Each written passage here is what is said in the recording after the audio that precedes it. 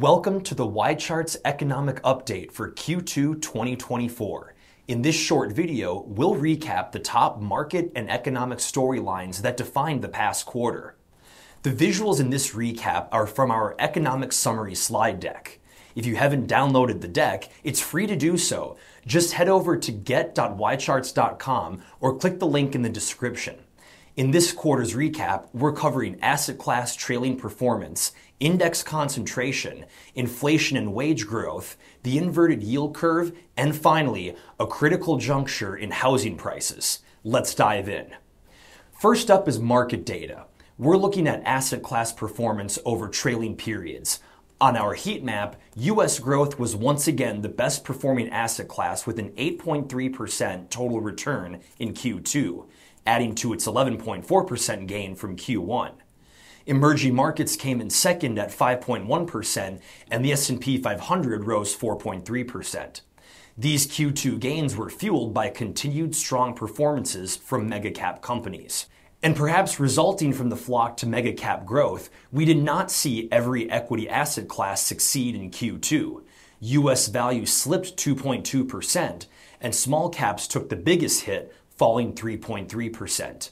Speaking of mega-cap companies, let's examine the topic of index concentration. The S&P 500 and the NASDAQ have significant portions of their total holdings concentrated in 10 companies. Looking at SPY, the top 10 holdings account for 35% of the S&P 500, while QQQ shows us that now over half of the NASDAQ is concentrated in 10 names. While mega-cap companies have performed quite well, this level of concentration can just as easily increase volatility and impact the overall performance of these indices. Such concentration highlights the importance of diversification in managing long-term investment portfolios. Shifting gears to macroeconomic factors, inflation and wage growth are critical indicators of economic health. Over the past quarter, there have been notable changes in both.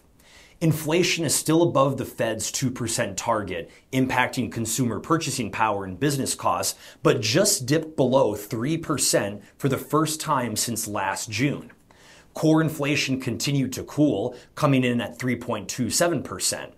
Meanwhile, wage growth trends continue to create pressure on household budgets and dampen spending. Though average hourly earnings rose 3.86% on a year-over-year basis, we can see that the growth rate has been gradually slowing, and when adjusted for inflation, real average hourly earnings have only returned to December 2021 levels. Now let's discuss the yield curve, a key indicator of economic uncertainty and potential recessionary pressures.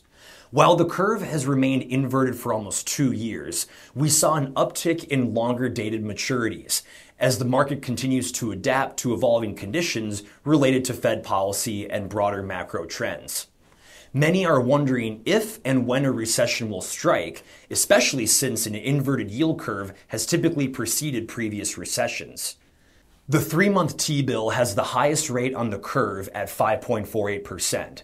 And on the longer end, the 10-year and 30-year rates have increased by 16 and 17 basis points respectively, reflecting market expectations of persistent inflation and the present higher-for-longer rate sentiment. Lastly, our chart of the moment from this quarter focuses on housing prices. For the first time in almost 20 years, median sale prices of existing homes surpassed those of new homes. This rare occurrence suggests a shift in housing market dynamics, potentially driven by supply constraints and changing buyer preferences. When this last happened back in June 2005, housing prices began to peak, then proceeded to plummet by over 30% in the following years. The question now is, will history repeat itself? Thank you for watching this Q2 2024 economic update. For more detailed insights and to recreate these charts with your firm's branding and logo on them, visit our website at get.ycharts.com or send us an email at hello@ycharts.com. We'll see you next quarter for our Q3 economic update.